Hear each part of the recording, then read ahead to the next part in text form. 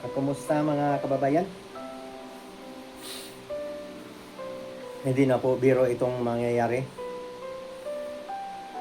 Anong pizza ngayon? Ah, June 4, 2026. Maging mahinahon po ang lahat mga kaibigan at manalangin po tayo sa kapayapaan. Ayaw ko naman pangunahan ang mga magaganap.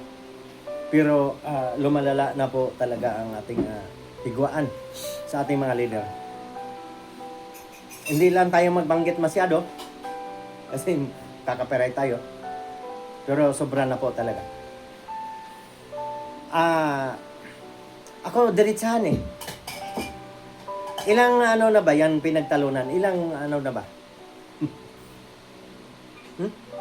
Taon na. Lumala kasi yung higwaan na yan. Yung ang Tatay Digong ay natapon sa ibang bansa.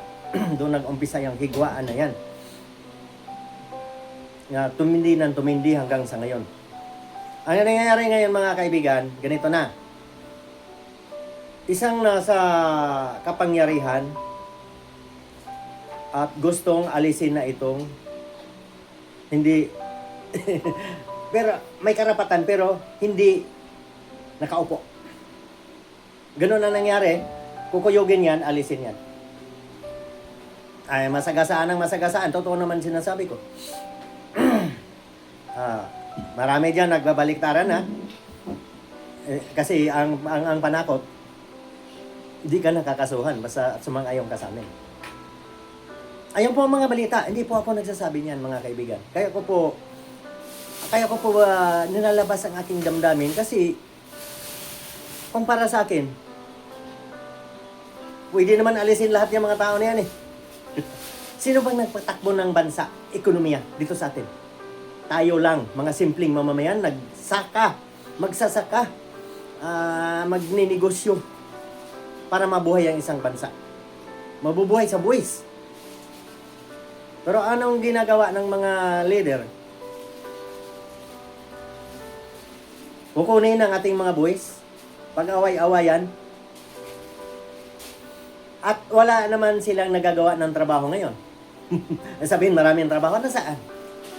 At tingnan nyo mga kaibigan, damdamin ninyo.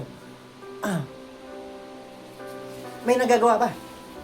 Yung nangangampanya, ang daming pangako. May nagagawa ba? Mga kaibigan, mga minamahal kong kababayan, mga simpleng tao, kagaya ko, isang worker, araw-araw nagpapapawis. Ay, alam ba ninyo? Parang madidihado na po tayo ngayong may mga trabaho at may mga maliit na negosyo. Napapansin ba ninyo? Tumaas na ang bill ng kuryente. Kasi alam ninyo, kung alin yung malakas gumastos ng kuryente, maraming charges. Gagaya sa amin, mayroon po kaming maliit na tahian. Dubli-dubli po ang mga charges na ginagawa. Mga kung anong nawawalang mga kuryente, tayo nagbabayad. Bakit? Dapat bigyan ng discount yung mga negosyante. Kaya para po lumakas ang ekonomiya, tingnan ninyo, tatama rin na ang magkumbida ng mga negosyante sa ibang bansa. Pupunta pa ba yan dito? Doon na lang yan sa ibang bansa na mas mura ang kuryente. Walang korupsyon. Ay dito, kikikilang ka. Kaya po, nagiging bagsak po tayo sa kahirapan, ganun po ang kalakaran. Ayoko no, masakit naman sabihin ko na ganun. Naramdaman po natin lahat yan eh. Hindi ba yun yung naramdaman mga kaibigan? Hindi natin habang ang ating kwento. Ito seryoso. Manalangin tayo sa kapayapaan. Kasi lumalala na naman ang digmaan sa gitnang silangan mga kaibigan. Lumala na naman. Tapos ang digmaan dito sa atin, lumala din. Wala naman ditong barilan eh. Hilahan pababa. Siko, suntok. Kampi. Laban tayo. Kung para sa akin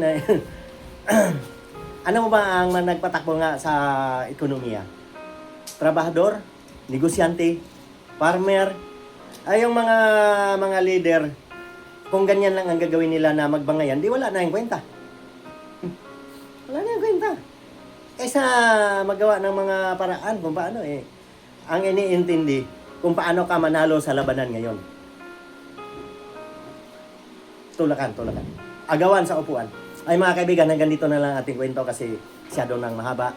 Gusto ko lang pong magiging mahinahon ang lahat. Magdasal.